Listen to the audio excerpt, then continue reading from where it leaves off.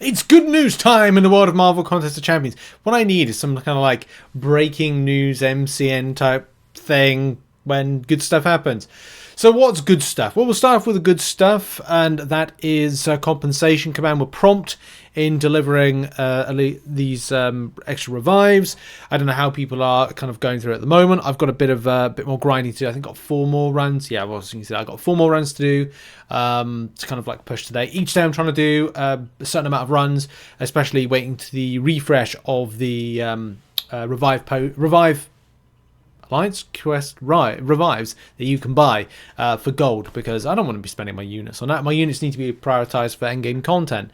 And if I'm getting stuff by the end of it, like, I don't know, 10 Valiant crystals or like tier 3 alpha, it's becoming frustrating. There's a big conversation to be had. Something I mentioned, many other people mentioned. I'm actually seeing this on Twitter. X, sorry.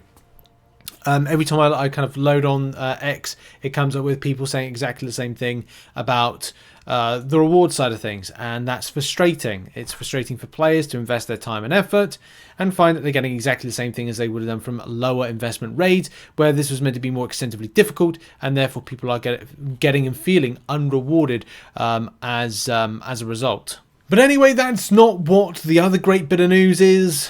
Whether or not you think Alliance Quest Raids Nightmare has been a success or not, or good news for the compensation. But from the other side of things, this is where we wanted to kind of like make a video on to kind of discuss. And that is, first of all, with some things. I ranked 3 Scream. Scream I've used for 2 runs of my... 2 runs or 1 run? 1 run, no, 1 run of my Epoch of Pain. Battlegrounds' newest symbiote is Scream was designed to be a potential attacker with a unique spin on auto-block mechanic, encouraging players to weave a traditional defensive ability into her attacker loop. Scream's matchups spread across all game modes so far, and has been a positive and on target, proving to be an effective attacker against a large group of potent tech defenders, and more defensively, Scream threats were designed to be dangerous but manageable, with most forms of mystic buff control, as well as other blah blah blah blah blah blah. No changes incoming for Scream. Now that's good news, right? It's good news for a person like myself that has Scream. Did I rank 3? No, did I not? I thought I ranked 3 there. No, I ranked 2 there. And yeah, she was actually really good at taking down certain fights in Epoch of Pain. I do recommend. I've really got to do videos on champions of like what I enjoyed about the abilities and rotations, but I think I've probably best save for when I'm trying to claw back some availability on time. This weekend I should be redoing my office setup, except for a new microphone and other stuff. I don't think lighting and cameras are 2 things that are going to change later in the year, because I can't afford them at the moment. There's a lot of stuff that our money is tied to contractors to do some work, so I can't warrant any extra expenditure for new camera setup and new lighting. That's how it goes. I'm hoping to get like a few more sponsors to kind of, you know, afford the costing of it, but it's just, we'll have to wait. We'll have to wait and see. So it could be like the latter point of this year I can actually afford that. But I need to find some more time. That's the point. I'm trying to find more time to do more abilities-based dissection of certain champions. There's a champion that I really want to get at the moment.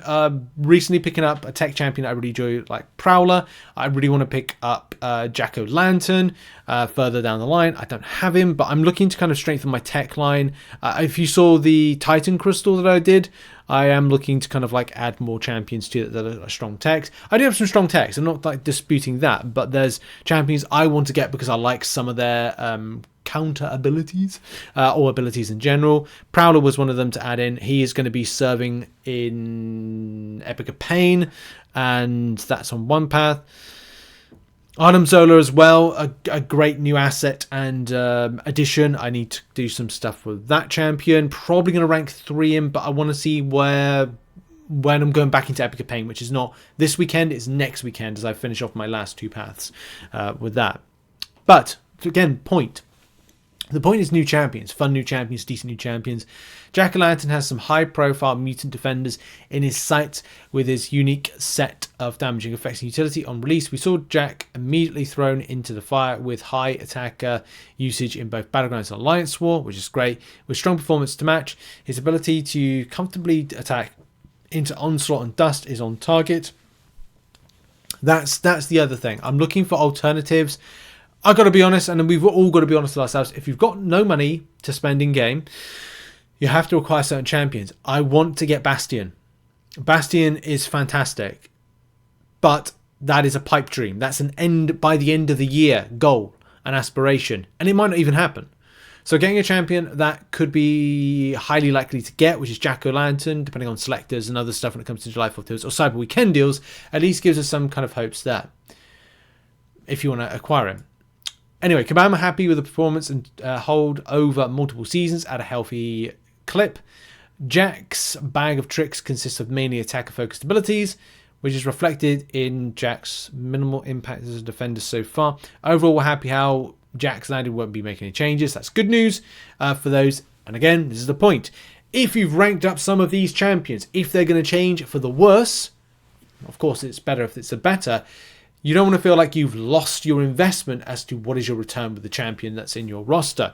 I don't want to go and have a look at some of these and go, hey, great, I've just picked up Arnim Zola or whatever from this. And I'm like, great, well, they're going to change. Like Silver Sable, Revelation, fantastic.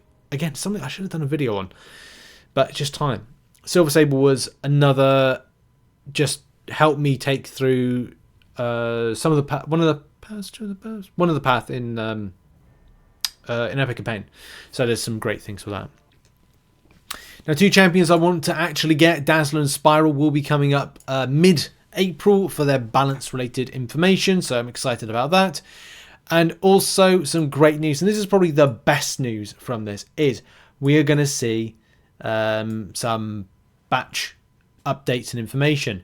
We're excited to announce that the first group of champions receiving an update will be Patriot. I think we know about that. Yondu and MODOK. You can expect details for each of them in the coming months and the update to go live with the August build. So that's good. It gives us a bit of an idea of the future of what will be the next saga? So this may factor into the next saga. Yondu, MODOK, well, what that be? I don't know what kind of saga that Kabam could be cooking up. When do we end actually with our sagas? I think it's 3 months, isn't it? Starting, so that's March, April, May. So we may have to go June, July, August. June, July, August? Yeah, that could be something it factors into on the chase perspective. We could have something in August that's going to be quite spicy, like a chase thing or whatever. But still, I'm excited about Yondu and MODOK. Yondu did get a somewhat moderate update recently. Not recently. Definitely got it. MODOK, however, MODOK is a brand new thing. So that's good news that MODOK is going to get that buff to him, because he does deserve it. It's been a champion for a long time, and I'm not talking about, I mean, after at the back of like Ant-Man 3. Ugh, what that was, honestly, was just ghastly. But it's a good opportunity for, and this is why Kabam do it. They're adding these champions into the 7-star realm. We'll see a 7-star MODOK and a 7-star Yondu coming into game. People say, no, that's not the case. Well, they've done it in the past whenever they buff a champion. December was a good example of why they actually do that with some of those champions. Oh, what were some of those champions? Purgatory, Medusa. Yeah, so they did it there and added the 7-star versions. So it is likely you'll see a 7-star version of MODOK and Yondu. And this is how Kabam kind of like put it in, really. God, look at that's a face only a mother could love. Really is. But anyway, what are your thoughts? Are you excited for what is going to be potentially 7-star MODOK, 7-star Yondu confirmed? And as well, what do you think some of their abilities could be if they were to ramp them up? I think they could do a lot of work when it comes to MODOK. I think what we've seen from Arnim Zola, and again, I'm not getting a full comparison, but what I'm talking about from a perspective of a robotic kind of like type character, I mean leader as well. This is meant to be a big character in the Marvel universe. And he is meant to be that kind of larger than life, but also have a bunch of tech to his name that he can absolutely destroy enemies and undermine them in any kind of way, shape, or form and fashion that he can possibly do. Thoughts and comments about this? Check out some other content located on screen. I'm really happy about MODOK getting a buff And I've got 7-star Patriot, so I'm looking forward to what could be the buff and improvement coming very, very soon. Bye.